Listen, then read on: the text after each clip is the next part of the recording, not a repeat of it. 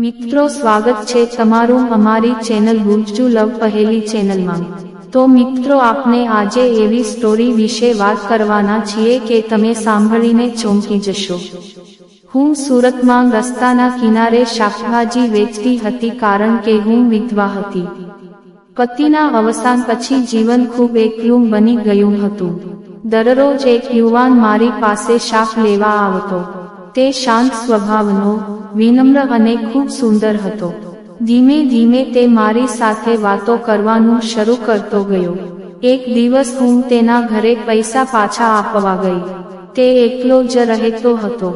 સાંજના 6:30 વાગ્યા હતા। તેને મારા માટે ચા બનાવી અને પછી મારી તરફ જોયું। નમસ્કાર મિત્રો, મારું નામ સાધના છે। મારી ઉંમર 29 વર્ષની છે અને હું વિધવા છું। હું રસ્તાના કિનારે શાકભાજી વેચું છું। આજે દિવસ પણ એવો જ હતો જ્યારે હું શાક વેચી રહી હતી। અચાનક એક યુવાન બુલેટ બાઇક પર આવ્યો। તેને મારી દુકાન સામે બાઇક રોકી અને પૂછ્યું, મેથીની એક જોડી કેટલાની છે? મેં જવાબ આપ્યો, 10 રૂપિયાની। પછી તેને પૂછ્યું, અને પાલક? મેં કહ્યું, એ પણ 10 રૂપિયાની છે। તેને કહ્યું, બંનેના બે જોડા આપો। મેં તેને 2 મેથી અને 2 પાલકના જોડા આપ્યા। તેને થેલો આગળ કર્યો। મેં ભાજી તેમાં મૂકી દીધી। પછી તેને ખીચામાંથી 500 રૂપિયાની નોટ આપી। મેં કહ્યું, સાહેબ, મારી પાસે છૂટા પૈસા નથી। તે બોલ્યો, મારી પાસે પણ છૂટા પૈસા નથી। હું થોડી ગભરાઈ ગઈ। મને સમજાયું નહીં કે હવે શું કરવું, પણ મેં કહ્યું, કોઈ વાંધો નહીં, તમે કાલે જ્યારે પાછા આવો ત્યારે આપી દેજો। તે યુવાને ખૂબ ઈમાનદારીથી અને આત્મવિશ્વાસપૂર્વક કહ્યું, તમે આ 500 રૂપિયા રાખો। જ્યારે તમારી પાસે છૂટા થાય ત્યારે આપી દેજો। 1-2 દિવસ પછી આપો તો પણ ચાલશે। તેના ચહેરાની સચ્ચાઈ અને ભરોસો જોઈને મને સમજાયું નહીં શું કરવું, પણ અંતે તે મજબૂરીમાં મેં તે નોટ રાખી લીધી। મારે તેને 460 પાછા આપવાના હતા। તે બુલેટ પર ચશ્મા પહેરેલો, મજબૂત શરીરનો, ગોરો અને ખૂબ આકર્ષક લાગતો હતો। જતા સમયે તેને સ્મિત આપ્યું અને ચાલ્યો ગયો। એ સાંજે હું ઘરે આવી। હું એકલી જ રહેતી હતી। પતિના અવસાન પછી મારું જીવન ખૂબ શાંત અને અંદરથી તૂટી ગયું હતું। એ રાત્રે ભોજન કરીને જ્યારે સૂવા ગઈ ત્યારે તેનો ચહેરો વારંવાર મારી આંખ સામે આવતો રહ્યો। કોણ હતો એ યુવાન? આજકાલ કોણ આટલો ભરોસો કરે છે? લોકો 1 રૂપિયાના માટે પણ ઝઘડે છે અને તેને વિચાર્યા વગર 500 રૂપિયા આપી દીધા। બીજે દિવસે હું હંમેશાની જેમ રસ્તા કિનારે શાક વેચવા બેઠી। લગભગ સાંજે 4 વાગ્યાની આસપાસ એ જ યુવાન ફરી આવ્યો। આ વખતે મેં પહેલાથી 460 અલગ રાખ્યા હતા। જ્યારે તે આવ્યો ત્યારે મેં પૈસા આપવાનો પ્રયાસ કર્યો, પણ તેને કહ્યું, રહેવા દયો, આજે મારે વધુ શાક જોઈએ। તેને મારી પાસેથી રીંગણ, બટાટા અને મેથી લીધી। તે બોલ્યો, ગઈકાલની મેથી અને પાલક ખૂબ સ્વાદિષ્ટ હતી, એકદમ તાજી। હું હસીને બોલી, મારી પાસે હંમેશા તાજું શાક જ હોય છે। તેને મારી પ્રશંસા કરી અને કહ્યું, હવે હું બીજે ક્યાંયથી શાક નહીં લઉં। તમારા જેટલું તાજું શાક ક્યાંય નથી મળતું। તેને 60 રૂપિયાનું શાક લીધું, તો મેં તેને 400 પાછા આપ્યા। તેને કહ્યું, આ પણ તમે જ રાખો, પણ મેં આગ્રહપૂર્વક તેને પૈસા પાછા આપી દીધા। તેને પૈસા લઈ લીધા અને ત્યાર પછી તેને પૂછ્યું, તમારું નામ શું છે? મેં કહ્યું, સાધના। તે બોલ્યો, ખૂબ સુંદર નામ છે। મેં પૂછ્યું, અને તમારું નામ? તે બોલ્યો, મારું નામ વિજય છે। ત્યાર પછી મેં તેને કંઈ વધુ પૂછ્યું નહીં, પણ જતી વખતે તેને ફરી એક મીઠી સ્મિત આપી જે મારા મનમાં ગાઢ છાપ મૂકી ગઈ। હવે તે રોજ મારી પાસે આવવા લાગ્યો। તે કોઈ બહાને થોડું શાક ખરીદતો અને મારી સુંદરતાની પ્રશંસા કરતો અને મીઠી સ્મિત આપતો। આ બધામાં મારું મન આખો દિવસ ખુશ રહેતું. હવે હું થોડા પૈસા બચાવવા લાગી હતી. ઘરે પૈસા રાખવા સુરક્ષિત નહોતા એટલે મેં વિચાર્યું કે નાના કાનના બુટિયા બનાવી લઉં. જ્યાં હું શાક વેચતી હતી ત્યાં જ એક સોનીની દુકાન હતી. એક દિવસ હું ત્યાં બુટિયા લેવા ગઈ. જેવી જ હું અંદર ગઈ, કાઉન્ટર પર બેઠેલા માણસને જોઈને હું આશ્ચર્યચકિત થઈ ગઈ કારણ કે એ તો વિજય જ હતો. હું બોલી, તમે અહીંયા? તે મારી તરફ સ્મિત કરીને બોલ્યો, અને તમે અહીં કેવી રીતે? મેં કહ્યું, કાન માટે બુટિયા લેવા આવી છું. પછી તેને મને એક સુંદર બુટ્ટી બતાવી. મારી પાસે વધુ પૈસા નહોતા, પણ તેને ઘણી મોંઘી અને સુંદર બુટ્ટી મારી સામે મૂકી.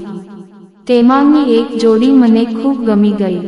મેં કહ્યું, આ મને બહુ ગમી છે, જરા તોલીને કહો કેટલાની થશે.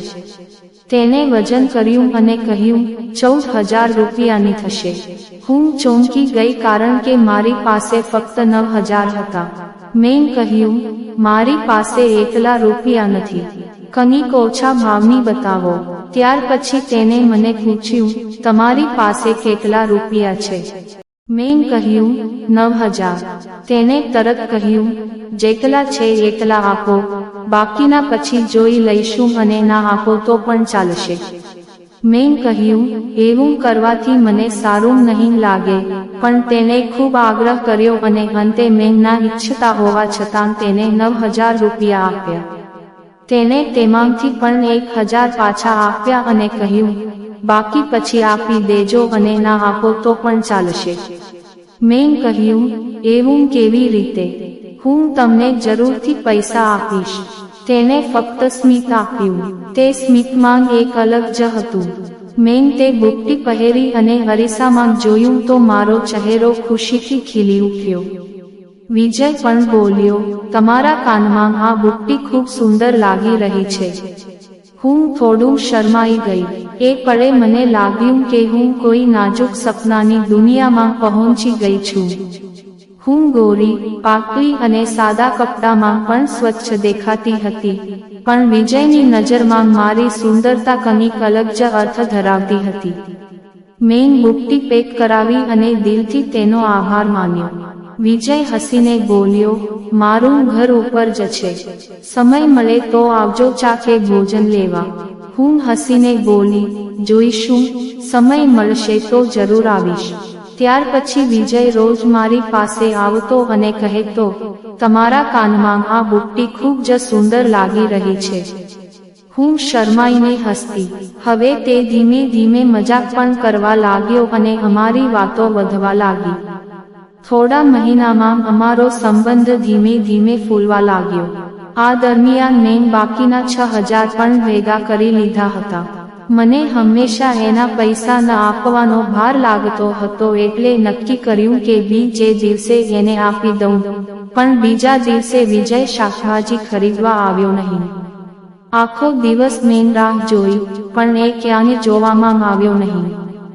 સાંજે હું તેની દુકાન પર ગઈ. દુકાન બંધ હતી.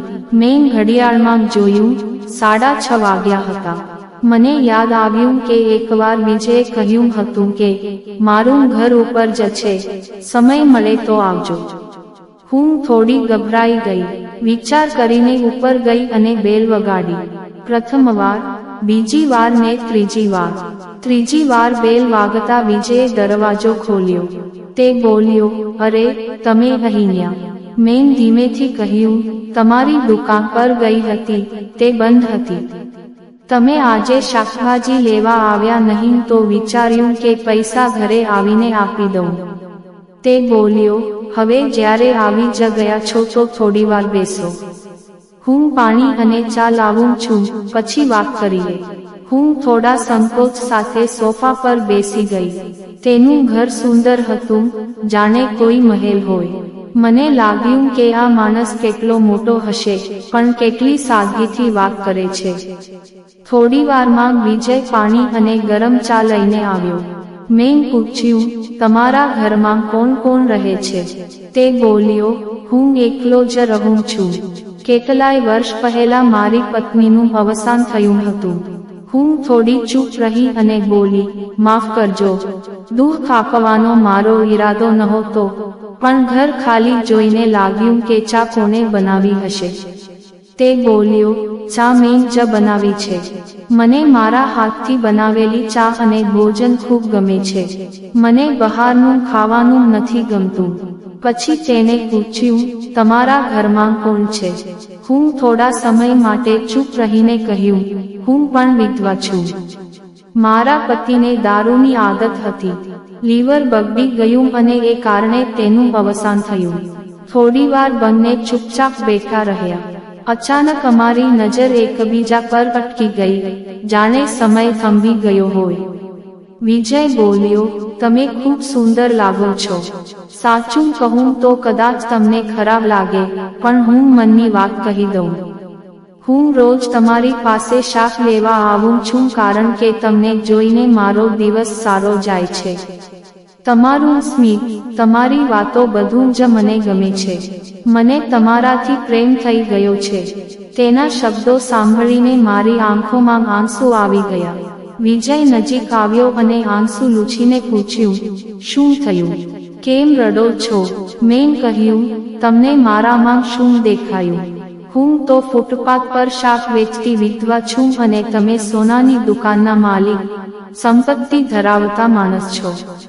તમને તો વધુ સારી સ્ત્રીઓ મળી શકે છે. તે બોલ્યો, હા, કદાચ સુંદર સ્ત્રીઓ મળી જાય, પણ તમારી જેમ પોતાના પગ પર ઊભી રહેનારી, કોઈ પર ભાર ન બનનારી, ખુલ્લા દિલથી હસનારી અને સાચા દિલથી પ્રેમ કરનારી સ્ત્રી હોવી શકે તેમ નથી. તેના શબ્દોએ મને અંદર સુધી સ્પર્શી લીધી. હું લાગણીઓમાં વહી ગઈ અને એને વેટી લીધી. તેને આશ્ચર્યથી જોયું તો મેં ધીમેથી કહ્યું, મને પણ તમે ખૂબ ગમો છો. ત્યાર પછી અમે નિયમિત મળવા લાગ્યા. અમારો પ્રેમ વધતો ગયો. હવે એકબીજા વગર રહેવું અશક્ય લાગતું હતું. તેથી અમે નક્કી કર્યું કે અમે લગ્ન કરશું. થોડા જ દિવસમાં અમે કોર્ટ મેરેજ કરી લીધી. આજે અમે સાથે છીએ, ખુશ છીએ. હું વિજયની સોનાની દુકાનમાં કામ કરું છું અને તેને મારા માટે ખૂબ સુંદર દાગીના બનાવ્યા. અમે એકબીજાને સમય આપીએ છીએ, પ્રેમ કરીએ છીએ અને ખૂબ સુંદર જીવન જીવી રહ્યા છીએ. જીવનમાં દરેકને બીજો મોકો મળવો જોઈએ, પ્રેમ માટે, પોતાના જીવન માટે અને ખુશી માટે. એક વિધવા શાકવાળી અને એક અમીર સુવર્ણકાર, બંને પોતાના જીવનમાં એકલા હતા, પણ પ્રેમે તેને ખાલી જીવનને ફરી ભર્યું. મહત્વનું એ નથી કે કોઈ વ્યક્તિ સમાજમાં શું છે, પણ મહત્વનું એ છે કે એ તમારા માટે શું છે. દિલ જોડાય છે, સંબંધ બને છે. પ્રેમ ક્યારે પણ થઈ શકે છે, ફક્ત મનથી એને અપનાવવાની તૈયારી હોવી જોઈએ. મિત્રો, આજની વાર્તા વિશે તમારો શું અભિપ્રાય છે? મિત્રો, તમને આ વાર્તા કેવી લાગી? કોમેન્ટ કરીને જણાવો અને તમને આ વાર્તા ગમી હોય તો ગુજ્જુ લવ પહેલી ચેનલને સબસ્ક્રાઇબ કરો.